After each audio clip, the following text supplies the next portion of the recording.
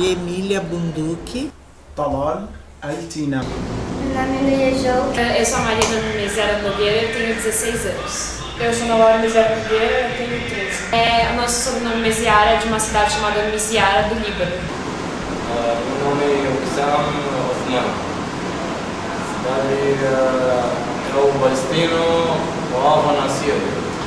Os árabes chegaram no Brasil antes dos imigrantes, via Portugal, né? Eles vieram, muita influência árabe, chegou via Portugal, e você tem também uma influência árabe via norte da África. Então a gente tem muitos costumes árabes, provérbios árabes, todos em português.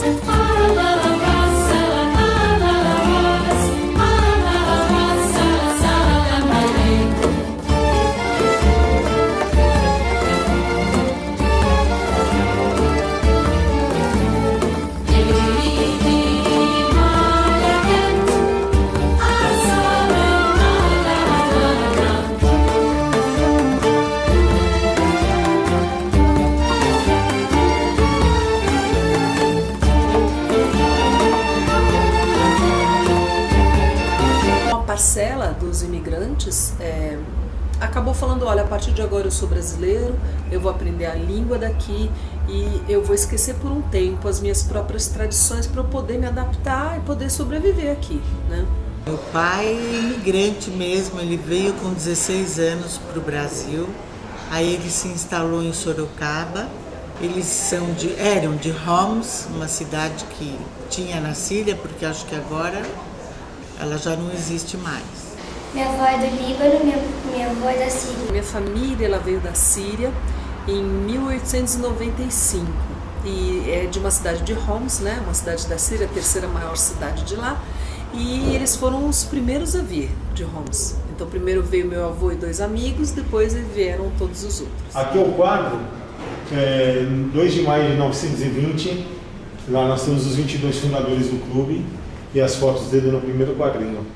2 de maio de 20, o clube foi fundado lá no centro da cidade, numa sala de 16 metros quadrados. E eram no caso, imigrantes de Homs, cidade da Síria, e se reuniam para trocar informações sobre os seus parentes, né? Informações de Homs, e jogar Taule, que é um jogo típico jogado pelos árabes, né, que é tipo o gamão. O árabe aqui em São Paulo, as pessoas têm muita simpatia, de um modo geral. Aqui na São Paulo, brasileiro gosta palestino, gosta árabe. E os imigrantes, quando chegaram, eles vieram para ficar. Então eles não vieram como saqueadores ou como vou ganhar dinheiro aqui e vou embora para minha casa. Os árabes fora do Brasil, às vezes eles são bastante desunidos. E aqui no Brasil, os árabes que falaram a partir de agora eu sou brasileiro, eles não trouxeram essas pequenas picuinhas que existem entre um e outro, tipo Brasil e Argentina, sabe assim? Até porque quando os primeiros imigrantes vieram, o Líbano fazia parte da Síria, por exemplo, era a Grande Síria, que envolvia uma parte da Jordânia, uma parte da Palestina, uma parte do Iraque. Então todo mundo era sírio a princípio, na verdade todos escapando do mesmo Império Turco, né, que realmente foi catastrófico para os árabes. Então os árabes que vieram com esse objetivo, eles casaram entre si aqui, então não tem muita diferença, que casou com o palestino, casou com o sírio, com o libanês, não tem muita diferença, né? A maior diferença talvez seja entre cristãos e muçulmanos no fato de, se você casar, a educação dos filhos. E no próprio 25 de março, né, uma rua muito típica, que apesar de hoje em dia ter bastante chinês por lá, enfim, coreano acho que também, mas tem muito árabe ainda lá, é um reduto do povo árabe também um pouco ainda lá.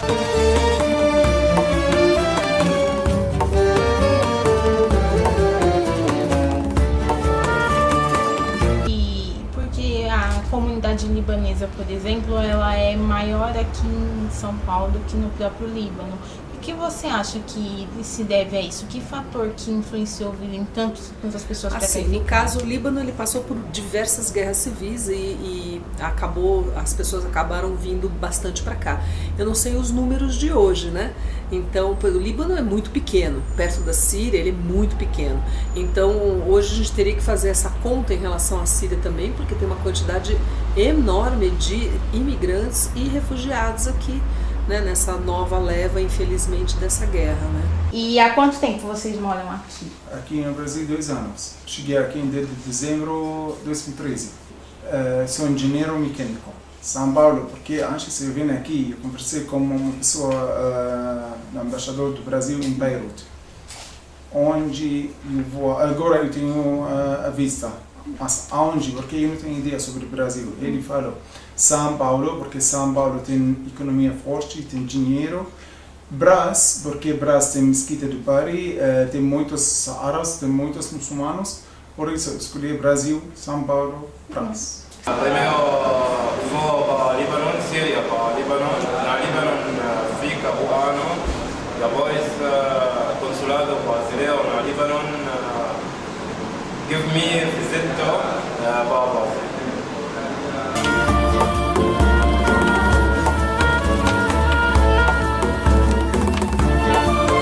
Eu falo, puxa vida, me deixa triste de saber tudo o que aconteceu, apesar de eu não ter nascido lá. Mas assim, você carrega essa tradição, essa cultura desde que você é pequenininha, então você fica triste de saber tudo o que está acontecendo, as pessoas que morreram, lares desfeitos, crianças perdidas, pais desesperados, isso tudo a gente sente como se fosse a gente mesmo que tivesse... Sabe, sente isso no sangue, não tem explicação assim. Vocês conversam só em árabe ou vocês também? Não, só em árabe. Só em árabe. Só em árabe, porque para meus filhos, eu não quero eles esquecer árabe. É importante para eles, porque para nós, como muçulmanos, precisa sempre ler o Corão. Você pensa que é o Corão? Sim. É o Corão é em árabe.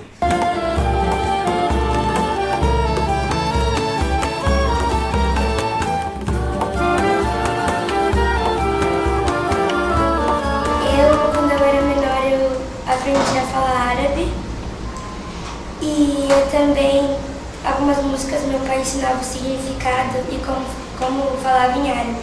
A gente foi assim, acostumado já com a língua desde criança, que nem o eno sha'ar. Sha'ar é cabelo em árabe, né? Aí você mostra, o sha'ar tá aqui. O eno munhar, munhar é nariz, aí mostra. Então a criança fixa isso, né? Eu trouxe muitos livros para conversar com meus filhos, para ler, para eles ler também. Agora eu quero, no restaurante, minha esposa ou minha família foi à Síria o mês passado. Minha esposa trouxe algumas coisas especiais em Damasco, igual quadro, que é isso? Quadro? Um quadro. Um quadro. Copos, muitas coisas, fábrica em Síria e aqui famoso Igosta. Para colocar no restaurante, essa fábrica em Síria, essa cultura da Síria, entendeu? Para o brasileiro saber a cultura síria e para minhas filhas ficar contato com Síria, cultura síria. No caso da minha família, eu percebo assim que a influência ela está no valor da família, na união, né, na união familiar, em alguns valores. Nisso ela está bem preservada. Um pouco da comida. A minha família não fala o árabe em casa. Pelo meu gosto pessoal, eu entrei em contato com a cultura árabe através da dança. Depois eu fui para a música, depois eu fui para a religião. Então eu fui criada como católica romana, depois eu voltei a ser ortodoxa como meus avós eram. Minha família está acostumada a comer muita comida árabe. Toda semana tinha comida árabe em casa, até hoje tem que eu faço. Meus pais já faleceram, mas continua a tradição, passou para mim e eu para os meus filhos. Então é hummus, baba ganoush, quibe de bandeja, folha de uva, arroz marroquino, arroz com frango e amêndoas, tabule. المطبخ.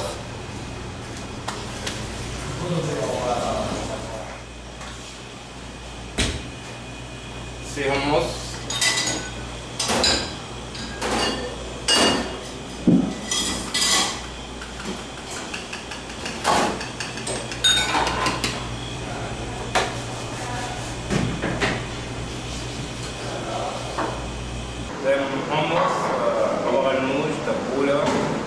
E tem apresentação de música? Tem música. E as músicas sempre são palestinas? Sim. Nada brasileiro aqui? Tem brasileiro, tem palestino. A comida brasileira não tem muito tipo de pratos. Por isso, o brasileiro gosta de outra comida. Japonês, chinês, não sei, mas eu gosto. A comida árabe tem muitos pratos. Para nós sírios, o Damasco, tem quase 250 de pratos. Então, se hoje eu cozinho um prato para repetir de novo, para fazer isso de novo, eu preciso mais ou menos 3 meses. Se eu analisar friamente, a maior expressão da cultura árabe é a comida. Eu acho que a comida é realmente assim, é muito forte, um elemento cultural fortíssimo, né? A alimentação. Eu acho que esse seria o legado, um dos maiores legados visíveis da cultura árabe. Como que a senhora na sua casa passa a cultura árabe para os seus filhos? Através de músicas, né, de lembranças do avô deles, porque avô em árabe é Gido. Então Gido, mãe, lembra do Gido que ele falava tal palavra, ou ele dançava. Meu pai sempre foi muito animado, gostava assim das festas árabes. E eles eram muitos irmãos e de domingo eles se reuniam, ou era na casa dos meus pais ou nos meus tios e tocavam instrumentos. Eu tenho um tio que tocava laúde, outro tocava durbanque, outro cantava, porque eram muitos irmãos homens, né? Então cada um se dedicava a um instrumento, outro que cantava, aí começava a dançar em roda. E assim passavam as tardes, e a gente é acostumada desde pequena a ouvir isso tudo. É muito comum, assim, não é assim que nem aparece em algumas novelas, né? Toca a música, sai todo mundo dançando, mas você está num ambiente gostoso e propício, as pessoas dançam, mas também não é todo mundo que dança, algumas pessoas dançam, um dança melhor, outro dança pior, os outros gostam de assistir. Então é muito presente uma dança simples entre eles para fazer uma coisa assim agradável.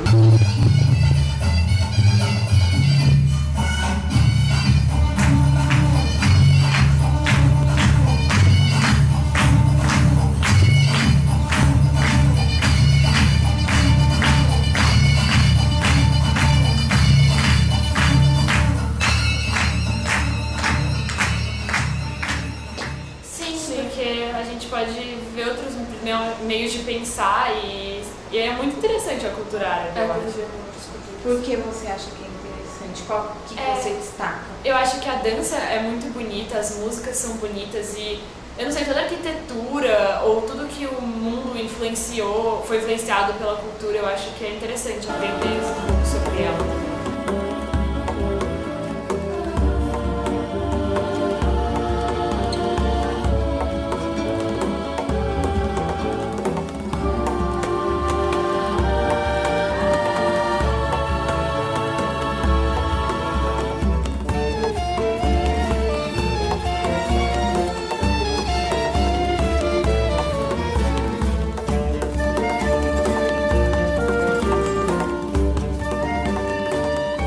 Existe pouca informação sobre as contribuições feitas pela comunidade árabe para São Paulo? Eu acho que sim, porque primeiro a gente vê as contribuições diretas, né? Tipo a comida, que é uma presença super forte, né?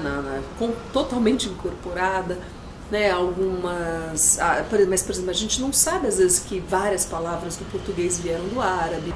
Por exemplo, contar histórias, essas histórias que são enganchadas umas nas outras, que é a nossa novela contemporânea, né, que vem ali desde aquela época da Mil e Uma Noites, essa influência super forte que vinda por Portugal, às vezes de uma estética também. A gente tem várias coisas das artes em Portugal que vieram dos árabes e que chegaram aqui Então, por exemplo, aquelas treliças que são usadas em Minas, você encontra em várias cidades do interior, aquelas treliças nas janelas, né, que é para arejar, para você poder ver o que está fora e não ser visto por quem está na rua. Isso é uma contribuição árabe para a arquitetura, e tem várias outras, né, os tipos de arcos, os alpendres, os tipos de azulejo, né, a geometria. Então essas coisas todas estão super presentes, mas às vezes a gente não reconhece aquilo como uma influência árabe porque ela veio meio indiretamente, né? As músicas também estão presentes, inclusive no Nordeste, né, que tem muitas músicas do Nordeste que lembram, né, as músicas árabes. Você tem as músicas que vieram pela influência africana, né, via África, principalmente a parte rítmica. Então você tem muita coisa aqui, mas às vezes a gente nem sabe que aquilo é árabe. A gente vê, repete, e eu acho que por isso que algumas coisas árabes aqui funcionam tão bem, como a dança, como a música. É bem recebido, porque tem uma certa familiaridade mesmo. Mas essas lembranças deles, conversando, comendo, tomando araque, muitos fumavam narguile, que é uma forma de você juntar uma rodinha de pessoas, os adultos, né, experimentando aquela fumaça, a água fervendo no vidro lá colorido, super bonito. Então são essas lembranças, né, de trajes, de quando eles viajavam, os comentários que eles faziam, da família toda lá, como é que eram recebidos, com muita alegria. Então o jeito deles narrarem era como se você estivesse lá, porque eles contavam tudo como tinha acontecido. Então essas lembranças ficam. A gente procura passar para os filhos, que eles são netos, meus filhos são netos de árabe, mas já está um pouco distante. Não é uma coisa assim que... É diferente o contato quando você tem realmente um contato com o árabe. Como eles já faleceram, a gente procura manter isso tudo, mas não é igual como caso eles estivessem vivos, né? Eu não gosto muito de árabe, porque tem negativo na mídia. Existe um estereótipo muito forte que é diariamente reforçado pela mídia. Então é muito complicado isso. As pessoas fazem uma ligação muito forte entre árabe e como se fosse um povo primitivo, bárbaro, e é o oposto disso. Na verdade, as pessoas nem sabem que existe árabe que não é muçulmano, por exemplo. E a família da senhora, eles eram muçulmanos? Não, cristãos. A nossa era ortodoxa. Calma, que é difícil de falar. Não era muçulmana. Acho meio estranho as pessoas pensarem nisso. E também, tem essa questão dos terroristas, mas nem todos os muçulmanos são terroristas, acho que é só 1%. Existem muitos árabes que não são muçulmanos e muitos muçulmanos que não são árabes. Na verdade, a maior comunidade muçulmana não é árabe. Então, e isso é uma coisa que não é dita. Então, quando você fala, aquele terrorista islâmico, não sei o quê, a pessoa acha que ele é um árabe. E muitas vezes ele não é um árabe, na verdade, ele não é muçulmano de verdade, porque os muçulmanos não reconhecem aqueles caras como muçulmanos, porque nenhuma religião prega isso. Então, tem todo um contexto que às vezes a pessoa engole, repete e não percebe. Eu acho um grande preconceito, eu acho meio bobo as pessoas pensarem assim. Eu acho que, como já começaram a fazer na minha escola e em outras escolas, ensinar as pessoas desde sempre que não é só porque uma cultura tem um fator muito importante, que esse fator, um fator muito forte, muito marcante no mundo inteiro, que quer dizer que a cultura inteira é assim. E eu acho que ensinar um pouco sobre o que é o mundo árabe nas escolas é o principal jeito de acabar com esse preconceito que tem.